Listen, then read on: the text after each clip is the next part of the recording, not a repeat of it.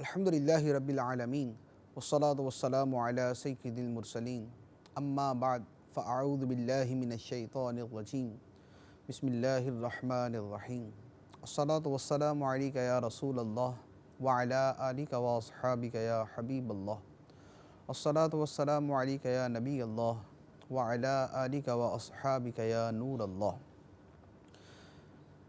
سرکار دو عالم نور مجسم صلی اللہ علیہ وآلہ وسلم کا فرمان علی شان ہے، جو مجھ پر ایک دن میں 1000 بار درود پاک پڑھے گا وہ اس وقت تک مرے گا نہیں جب تک جنت میں اپنا گھر نہ دیکھ لے۔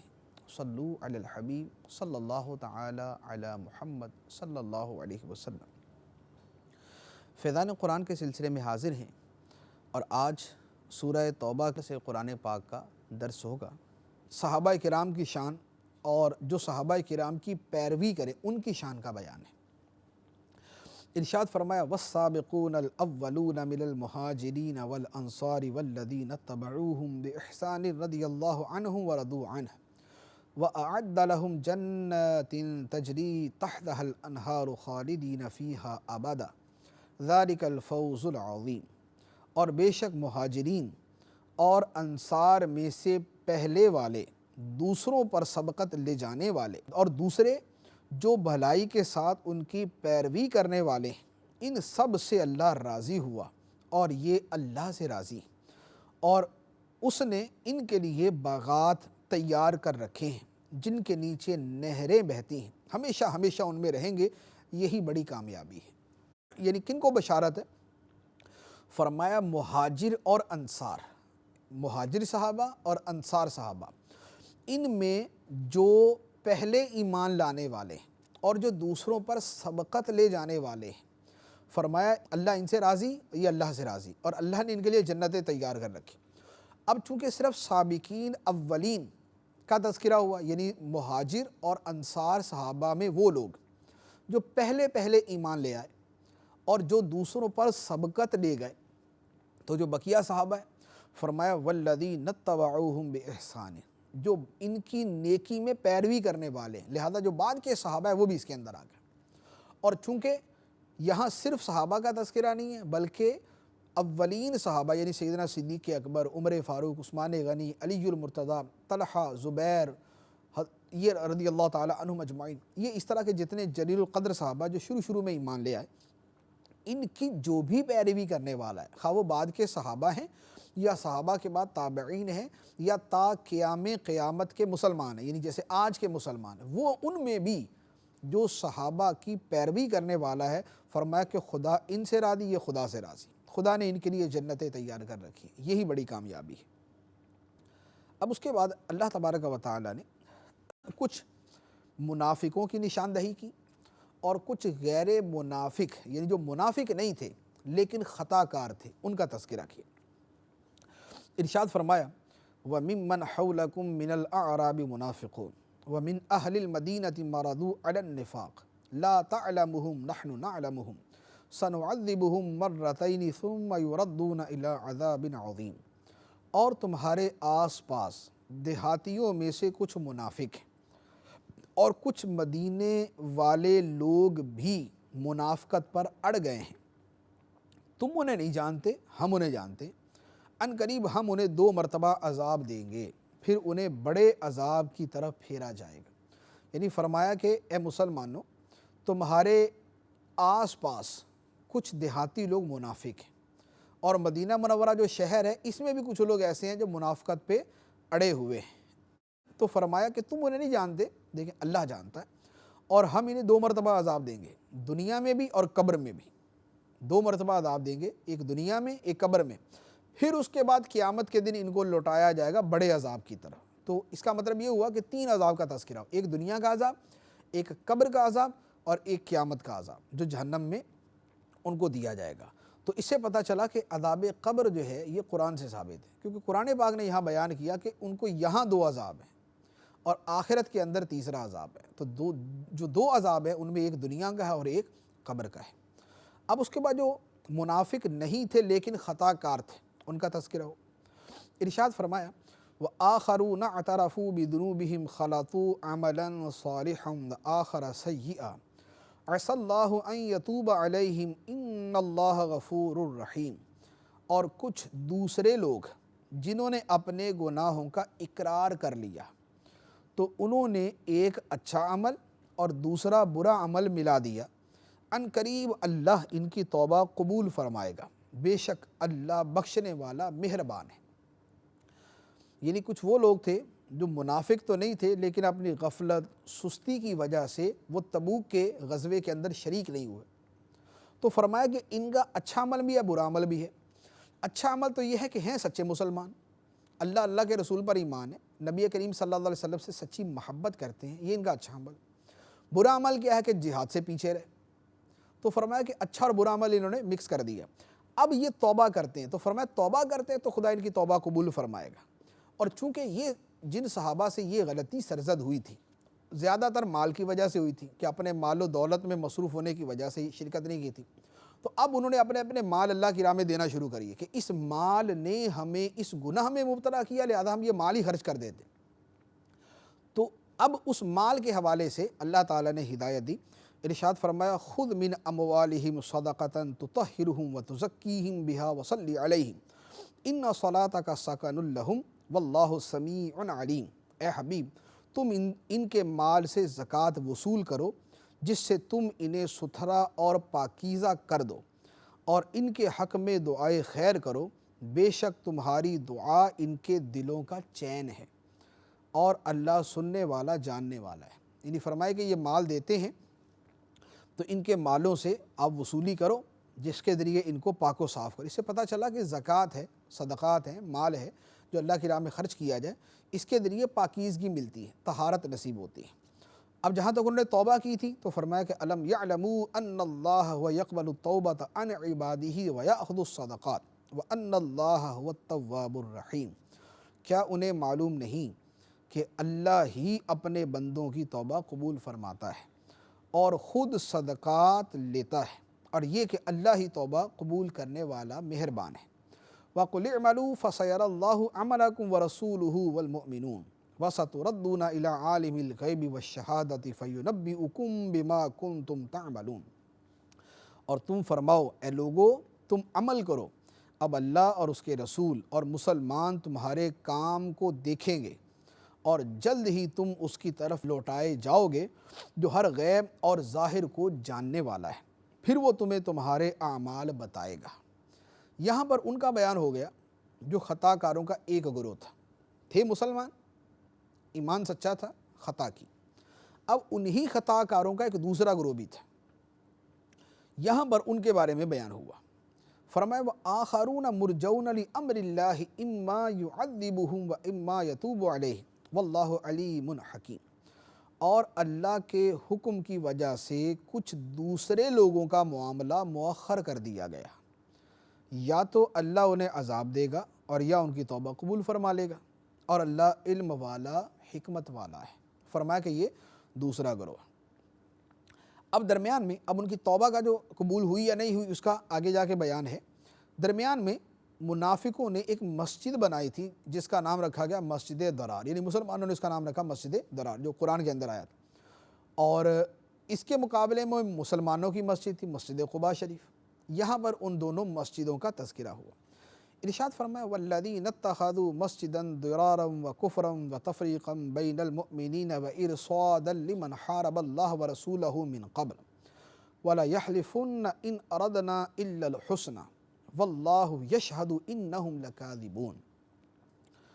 اور کچھ منافق وہ ہیں جنہوں نے نقصان پہنچانے کے لیے اور کفر کے سبب اور مسلمانوں میں تفرقہ ڈالنے کے لیے اور اس شخص کے انتظار کے لیے مسجد بنائی جو پہلے سے اللہ اور اس کے رسول کا مخالف ہے، اور وہ ضرور قسمیں کھائیں گے کہ ہم نے تو صرف بھلائی کا ارادہ کیا تھا اور اللہ گواہ ہے کہ وہ بے شک جھوٹے ہیں۔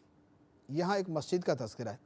نبی کریم علیہ السلام جب تبوک تشریف لے جا رہے تھے تو منافقوں نے ایک مسجد بنائی اور اس میں سرکار علیہ السلام کو دعوت دی کہ آپ آ کے اس کا افتتاح کر دیں، یعنی اس میں نماز پڑھا دیں تو یہ مسجد کے طور پہ شروع ہو جائے۔ وہ مسجد کیوں بنائی؟ مسجد بنانے کا مقصد یہ تھا کہ منافق نماز پڑھنے آتے تھے مسجد نبوی میں. اب مسجد نبوی میں جب جمع ہوں گے تو وہاں کیا میٹنگ کریں گے؟ وہاں تو سارے صحابہ موجود ہیں. تو انہوں نے ایک دور ہٹ کر ایک مسجد بنانے کا ارادہ کیا کہ وہاں سارے جمع ہو جائیں گے, وہاں بیٹھ کے اپنا پروپیگنڈا کریں گے, وہاں بیٹھ کے اپنی میٹنگ کریں گے, وہاں بیٹھ کے اپنا جو بھی مشورہ کرنا ہے وہ کریں گے. تو یہ مسجد جو انہوں نے دور بنائی, کیوں؟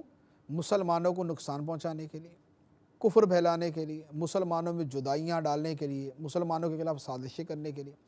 اور ایک جو بڑا منافق خبیث تھا اس کی ایک قسم کی انتظار گاہ یا اس کی نشست گاہ کے طور پہ کہ وہ آئے گا تو وہ یہاں پر ٹھہرا کرے. تو اور ساتھ قسمیں یہ کھائیں کہ اللہ کی قسم ہمارا ارادہ اچھا ہی ہے, ہم نے مسجد بنائی ہے تو کوئی برا ارادہ نہیں, ہمارا ارادہ اچھا ہی ہے. تو اللہ تعالیٰ نے فرمایا کہ منافقوں نے یہ مسجد بنائی ہے اور خدا گواہی دیتا ہے کہ منافق جھوٹے کہ انہوں نے اچھی نیت سے مسجد بنائی, یہ اس میں جھوٹے.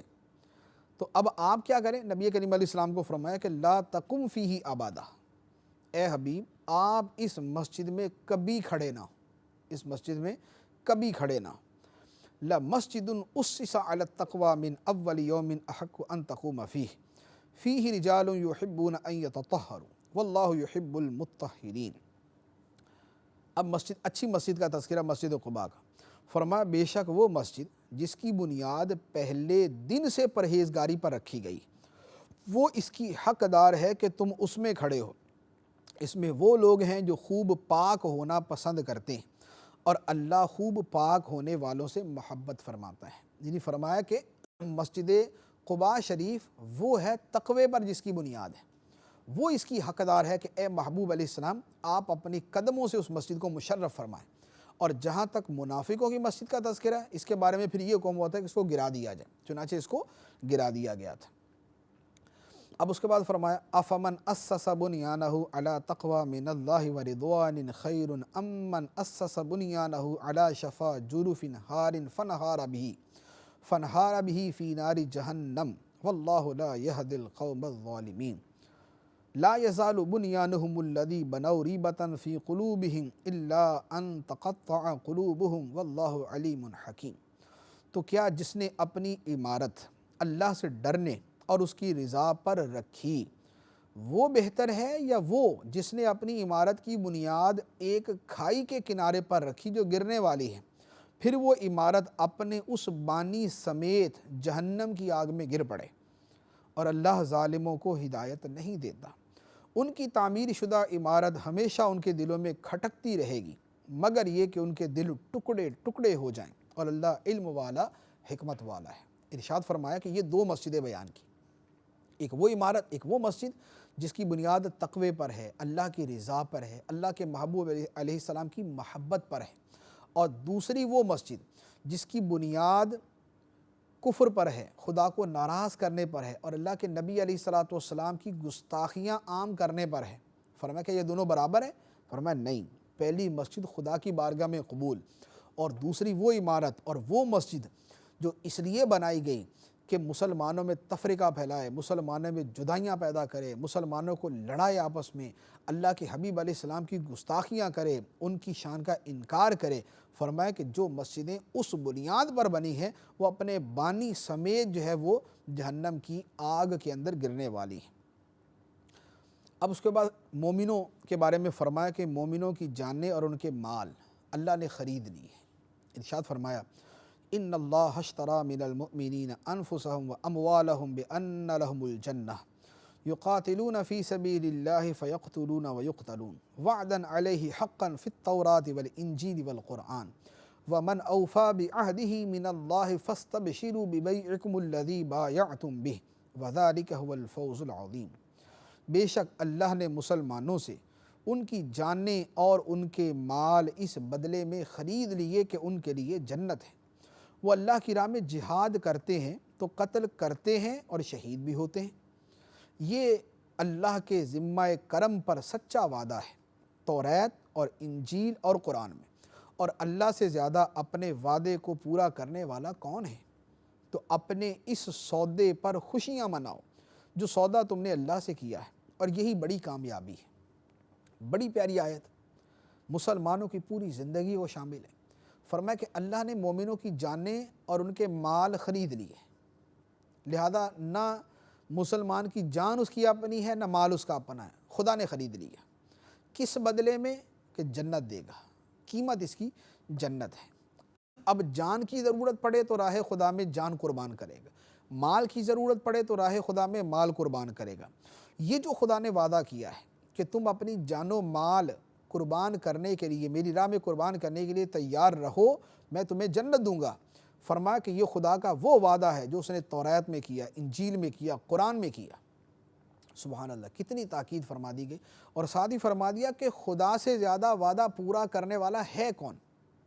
یہ خدا نے تم سے وعدہ کیا ہے کہ تم اپنی جانیں، اپنے مال اللہ کی راہ میں قربان کرنے کے لیے تیار رہو، جہاں موقع ملے قربان کر دو، میں تمہیں اس کے بدلے میں جنت دوں گا۔ تو فرمایا کہ اس سودے کے اوپر خوشیاں مناؤ، جو سودا تم نے خدا سے کیا ہے اس پر تم خوشیاں مناؤ، یہ بہت بڑی کامیابی ہے۔ تو ہمارے جان و مال جو ہے یہ خدا کی بارگاہ میں بکے ہوئے، حقیقت ہم تو دیے ہوئے اسی کے ہیں، ہمارے ہیں کیا؟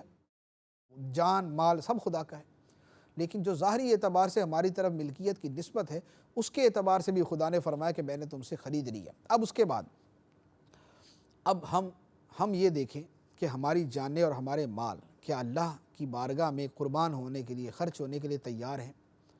کیا نماز کے اوپر ہم اپنے آرام کو بھی قربان کر دیتے ہیں کہ آرام چھوڑ دیا، نماز پڑھ لی، 10 منٹ کاروبار کے چھوڑ دیے، نماز پڑھ لی، 10 منٹ نوکری کے چھوڑ دیے، نماز پڑھ لی؟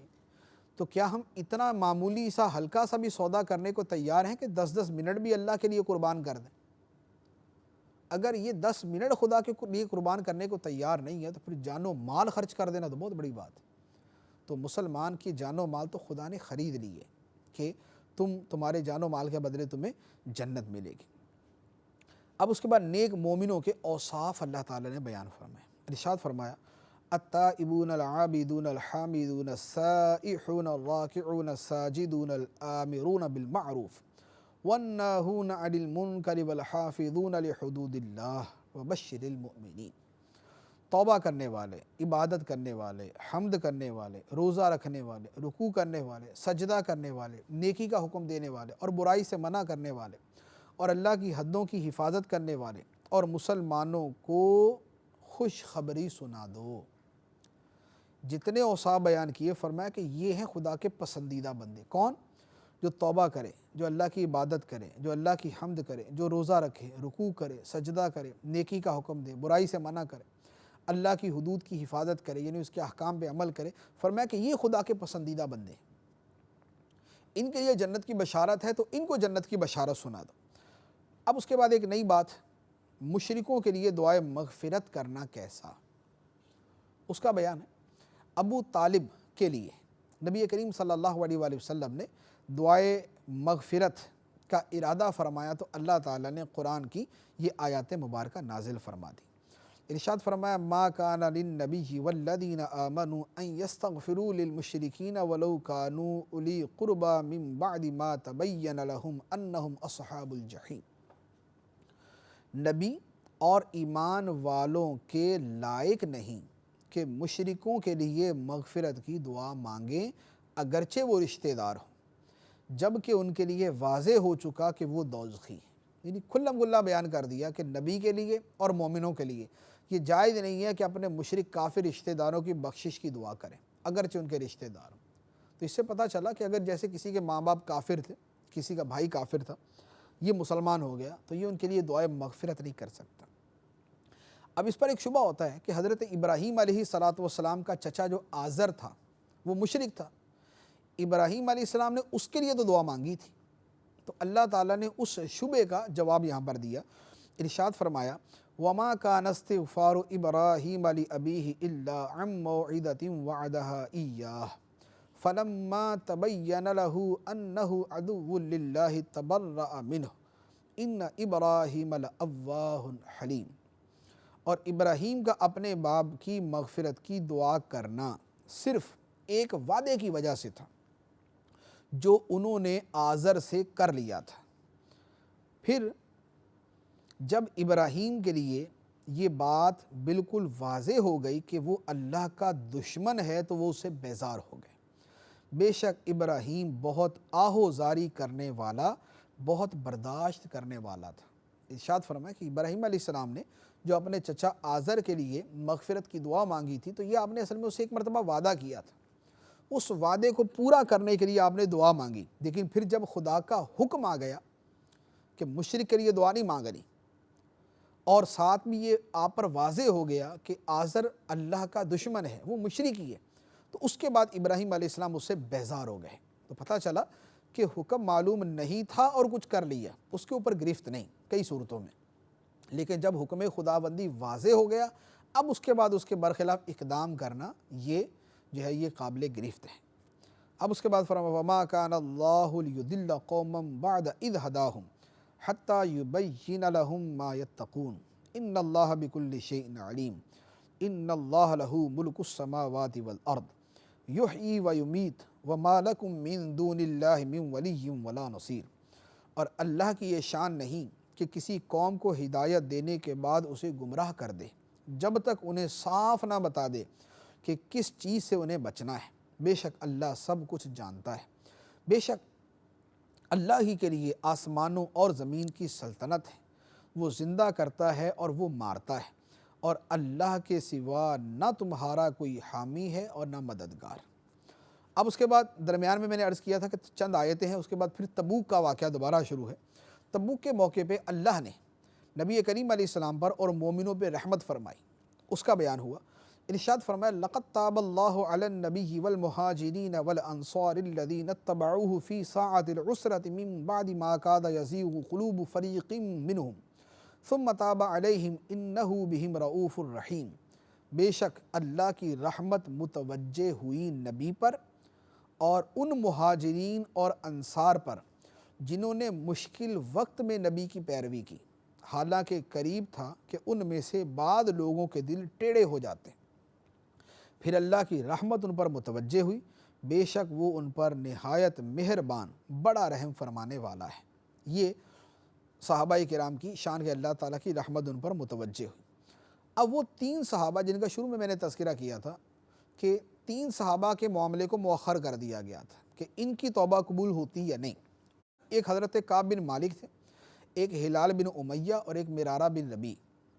ان تین صحابہ کا پہلے سوشل بائیکاٹ ہوا، ان کو ان کے گھروں کے اندر بند کر دیا گیا، مسجد میں آنے پر پابندی لگا دی گئی، مسلمانوں کا ان سے ملنا جلنا بند کر دیا۔ تو یوں ایک عرصہ گزرا، 40-50 دن گزرے، اس کے بعد پھر ان کی توبہ قبول ہوئی۔ اس توبہ کا تذکرہ اس آیت کے اندر ارشاد فرمایا وَعَلَى الثَّلَاثَةِ الَّذِينَ خُلِّفُوا حَتَّى إِذَا ضَاقَتْ عَلَيْهِمُ الْأَرْضُ بِمَا رَحُبَتْ وَضَاقَتْ عَلَيْهِمْ أَنفُسُهُمْ وَظَنُّوا أَن لَّا مَلْجَأَ مِنَ اللَّهِ إِلَّا إِلَيْهِ ثُمَّ تَابَ عَلَيْهِمْ لِيَتُوبُوا إِنَّ اللَّهَ هُوَ التَّوَّابُ الرَّحِيمُ، اور ان تینوں پر بھی رحمت ہوئی جن کا معاملہ موقوف کر دیا گیا تھا، یہاں تک کہ جب زمین اپنی وسعت کے باوجود ان پر تنگ ہو گئی اور وہ اپنی جانوں سے بھی تنگ آ گئے، اور انہوں نے یقین کر لیا کہ اللہ کی ناراضگی سے بچنے کے لیے اللہ کے سوا کوئی پناہ نہیں، تو اللہ نے ان کی توبہ قبول فرما لی تاکہ وہ تائب رہیں، بے شک اللہ ہی توبہ قبول کرنے والا مہربان ہے۔ یعنی فرمایا کہ پھر ان کی بھی توبہ قبول ہو گئی۔ اب اس کے بعد یہ جو غفلتیں ہوئیں، سستیاں ہوئیں، اس کی وجہ کیا تھی؟ مال و دولت کی محبت۔ تو فرمایا کہ اب یہ جو غفلت اور سستی کو دور کرنا، اس کا طریقہ کیا ہے؟ وہ ارشاد فرمایا یا ایھا الذین آمنوا اتقوا اللہ وکونوا مع الصادقین، اے ایمان والو اللہ سے ڈرو اور سچوں کے ساتھ ہو جاؤ۔ نیک لوگوں کی صحبت جو ہے یہ دل سے دنیا کی محبت کو دور کرتی، یہ غفلت کو دور کرتی، یہ سستی کو دور کرتی۔ اب اس کے بعد ارشاد فرمایا کہ نبی کریم صلی اللہ علیہ وسلم پر جان قربان کرنے کے لیے تیار رہنا یہ مسلمانوں کا کام ہے۔ مسلمان یہ نہیں کر سکتے کہ اپنی جان کی تو پرواہ کریں اور سرکار علیہ السلام کی جان کی پرواہ نہ کریں۔ فرمایا ما كان لأهل المدينة ومن حولهم من الأعراب أن يتخلفوا عن رسول الله ولا يرغبوا بأنفسهم عن نفسه ذلك بأنهم لا يصيبهم ظمأ ولا نصب ولا مخمصة في سبيل الله ولا يطؤون موطئا يغيظ الكفار ولا ينالون من عدو نيلا إلا كتب لهم به عمل صالح إن الله لا يضيع أجر المحسنين۔ اہل مدینہ اور ان کے ارد گرد رہنے والے دیہاتیوں کے لیے مناسب نہیں تھا کہ وہ اللہ کے رسول سے پیچھے بیٹھے رہیں، اور نہ یہ کہ نبی کی جان سے زیادہ اپنی جانوں کو عزیز سمجھیں۔ یہ اس لیے ہے کہ اللہ کے راستے میں انہیں جو پیاس یا تکلیف یا بھوک پہنچتی ہے، اور جہاں کفار کو غصہ دلانے والی جگہ پر قدم رکھتے ہیں، اور جو کچھ دشمن سے حاصل کرتے ہیں، ان سب کے بدلے ان کے لیے نیک عمل لکھا جاتا ہے۔ بے شک اللہ نیکی کرنے والوں کے اجر کو ضائع نہیں فرماتا۔ یعنی ارشاد فرمایا کہ اہل مدینہ کے لیے یہ مناسب نہیں تھا، اور جو ارد گرد رہنے والے ان کے لیے مناسب نہیں تھا کہ وہ اپنی جانوں کی پرواہ تو کریں لیکن محبوب کریم علیہ السلام کی جان کی پرواہ نہ کریں۔ فرمایا کہ یہ ان کے لیے مناسب نہیں تھا، اپنی جانیں قربان کر دیں اللہ کے نبی صلی اللہ علیہ وآلہ وسلم کے قدموں پر اور آپ کی جان کی حفاظت کے لیے۔ اور فرمایا کہ اس راہ کے اندر ان کا جو قدم اٹھے گا، جو ان کو تکلیف پہنچے گی، جو بھوک پہنچے گی، جو مسئلہ بھی درپیش ہوگا، اللہ تعالیٰ اس کے بدلے میں ان کے نامہ اعمال کے اندر نیکیاں درج فرمائے گا۔ پھر اس کے بعد مزید اسی کو وضاحت سے بیان فرمایا، ارشاد فرمایا وَلَا يُنْفِقُونَ نَفَقَةً صَغِيرَةً وَلَا كَبِيرَةً وَلَا يَقْطَعُونَ وَادِيًا إِلَّا كُتِبَ لَهُمْ لِيَجْزِيَهُمُ اللَّهُ أَحْسَنَ مَا كَانُوا يَعْمَلُونَ۔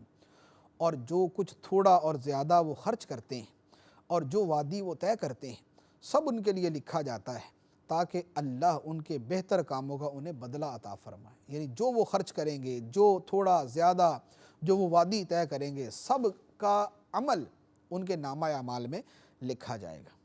اب اس کے بعد علم دین فرض کفایہ ہے، علم دین سیکھنے کے لیے کیا طرز عمل ہونا چاہیے اس کا بیان کیا۔ ارشاد فرمایا وَمَا كَانَ الْمُؤْمِنُونَ لِيَنْفِرُوا كَافَّةً فَلَوْلَا نَفَرَ مِنْ كُلِّ فِرْقَةٍ مِّنْهُمْ طَائِفَةٌ لِيَتَفَقَّهُوا فِي الدِّينِ وَلِيُنْذِرُوا قَوْمَهُمْ إِذَا رَجَعُوا إِلَيْهِمْ لَعَلَّهُمْ يَحْذَرُونَ۔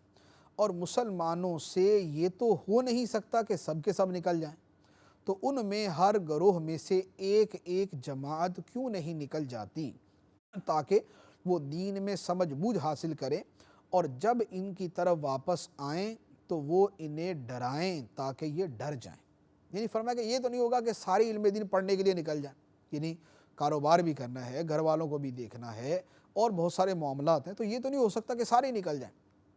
البتہ ہر گروہ میں سے ایک ایک جماعت چلی جائے، وہ علم پڑھے، دین کی سمجھ حاصل کرے، اور دین کی سمجھ حاصل کر کے واپس آ کر پھر یہ جو پیچھے رہ گئے ان کو بھی علم دین سکھائے۔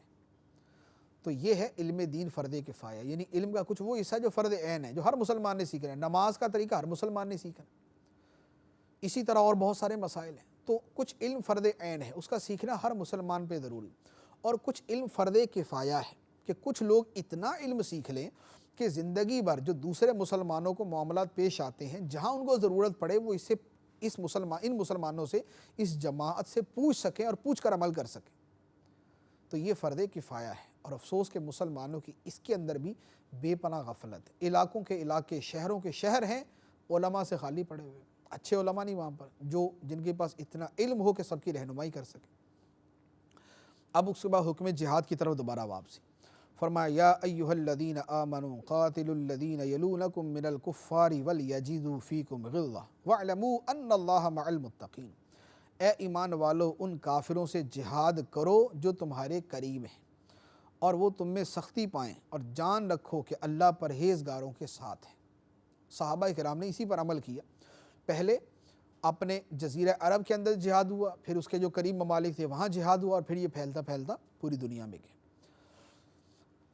آیات کے نزول کے وقت منافق اور مسلمانوں کے طرز عمل میں فرق کیا ہے، یہاں پر وہ بیان کیا۔ ارشاد فرمایا وَإِذَا مَا أُنزِلَتْ سُورَةٌ فَمِنْهُم مَّن يَقُولُ أَيُّكُمْ زَادَتْهُ هَٰذِهِ إِيمَانًا فَأَمَّا الَّذِينَ آمَنُوا فَزَادَتْهُمْ إِيمَانًا وَهُمْ يَسْتَبْشِرُونَ وَأَمَّا الَّذِينَ فِي قُلُوبِهِم مَّرَضٌ فَزَادَتْهُمْ رِجْسًا إِلَىٰ رِجْسِهِمْ وَمَاتُوا وَهُمْ كَافِرُونَ۔ اور جب کوئی صورت اترتی ہے تو ان منافقوں میں سے کوئی کہنے لگتا ہے کہ اس صورت نے تم میں سے کس کے ایمان میں اضافہ کر دیا؟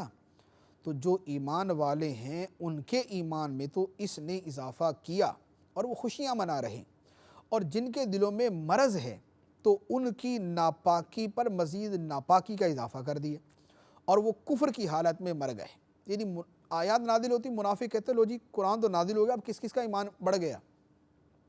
تو اللہ تعالیٰ فرماتا ہے کہ مسلمانوں کا تو بڑھ گیا، مسلمانوں کے ایمان کے اندر تو مزید پختگی، مزید طاقت پیدا ہوگی، اور جہاں تک منافق ہے تو ان کی دلوں کی گندگی میں اور اضافہ ہو گیا کہ پہلے جتنا نازل ہوا تھا اس کے بارے میں استہزاء کرتے تھے، انکار کرتے تھے، اب اور نازل ہو گیا تو اب اور زیادہ انکار کرے، تو ان کی گندگی اور بڑھ گئی۔ اب اس کے بعد فرمایا اولا یرون انہم یفتنون فی کل عام مرۃ او مرتین ثم لا یتوبون ولا ہم یذکرون، کیا وہ نہیں دیکھتے کہ انہیں ہر سال میں 1 یا 2 مرتبہ آزمایا جاتا ہے، پھر بھی نہ وہ توبہ کرتے ہیں اور نہ ہی نصیحت مانتے ہیں۔ یعنی منافقوں پر جو آزمائشیں آتی ہیں اس کی وجہ سے انہیں سمجھنا چاہیے اور توبہ کرنی چاہیے، لیکن اس کے باوجود وہ توبہ نہیں کرتے۔ وَإِذَا مَا أُنزِلَتْ سُورَةٌ نَظَرَ بَعْضُهُمْ إِلَىٰ بَعْضٍ هَلْ يَرَاكُمْ مِنْ أَحَدٍ ثُمَّ انصَرَفُوا صَرَفَ اللَّهُ قُلُوبَهُمْ بِأَنَّهُمْ قَوْمٌ لَا يَفْقَهُونَ، اور جب کوئی صورت نازل کی جاتی ہے تو ایک دوسرے کی طرف دیکھنے لگتے ہیں کہ تمہیں کوئی دیکھ تو نہیں رہا، پھر پلٹ جاتے ہیں، تو اللہ نے ان کے دل پلٹ دیے ہیں کیونکہ یہ لوگ سمجھتے نہیں۔ یعنی فرمایا کہ منافقوں کا یہ حال ہے، جب کوئی سورت نازل ہوتی ہے تو وہاں سے کھسکنے کی کوشش کرتے ہیں، ایک دوسرے کو دیکھتے ہیں کوئی دیکھ تو نہیں رہا، ہمیں نہیں دیکھ رہا، تو پھر نکل جاتے ہیں، یعنی تاکہ نہ ان کے سامنے تو آیت پوری شرح و بس سے بیان کی جائے، نہ ان کو عمل کرنا پڑے اور نہ ان کو کسی جو ہے وہ امر جہاد کے اندر شریک ہونا پڑے۔ ارشاد فرمایا لقد جاءکم رسول من انفسکم عزیز علیہ ما عنتم حریص علیکم بالمؤمنین رؤوف الرحیم، بے شک تمہارے پاس تم میں سے وہ عظیم رسول تشریف لے آئے جن پر تمہارا مشقت میں پڑنا بہت بھاری گزرتا ہے، وہ تمہاری بھلائی کے نہایت چاہنے والے، مسلمانوں پر بہت مہربان، رحمت فرمانے والے ہیں۔ اس آیت مبارکہ میں نبی کریم صلی اللہ علیہ وآلہ وسلم کی بڑی پیاری عظمت و شان کا بیان ہے۔ ایک تو یہ ہے کہ لوگوں کا مشقت میں پڑنا سرکار دو عالم صلی اللہ علیہ وسلم پر گراں گزرتا ہے۔ دوسرا، سرکار علیہ الصلوۃ والسلام لوگوں کی بھلائی کے نہایت چاہنے والے ہیں، یعنی لوگوں کو کسی طرح بھی فائدہ پہنچے، قرآن سنا کر، دین سکھا کر، ان کی آخرت سدھار کر، ان کی دنیا میں ان کو اچھا بنا کر، معاشرے کو اچھا کر کے لوگوں کو فائدہ پہنچے۔ اور فرمایا کہ مومنوں پر رؤوف ہیں، رحیم ہیں، مہربان ہیں، رحمت فرمانے والے ہیں۔ یہ سرکار دو عالم صلی اللہ علیہ وآلہ وسلم کا مومنوں پہ رحم و کرم ہے، شفقت ہے کہ آپ ان کے لیے رؤوف بھی ہیں، رحیم بھی ہیں۔ اب فرمایا فَإِن تَوَلَّوْا فَقُلْ حَسْبِيَ اللَّهُ لا الہ الا هو علیہ توکلت وہو رب العرش العظیم، پھر اگر وہ منہ پھیریں تو تم فرما دو کہ مجھے اللہ کافی ہے، اس کے سوا کوئی معبود نہیں، میں نے اسی پر بھروسہ کیا اور وہ عرش عظیم کا مالک ہے۔ یعنی فرما دیا کہ منافق اور کافر اگر منہ پھیرتے ہیں اور مسلمان نہیں ہوتے اور سچے دل سے ایمان نہیں لاتے تو تم فرماؤ کہ مجھے اللہ کافی ہے، اس کے سوا کوئی معبود نہیں، میرا اسی پر بھروسہ ہے، وہی عرش عظیم کا رب ہے۔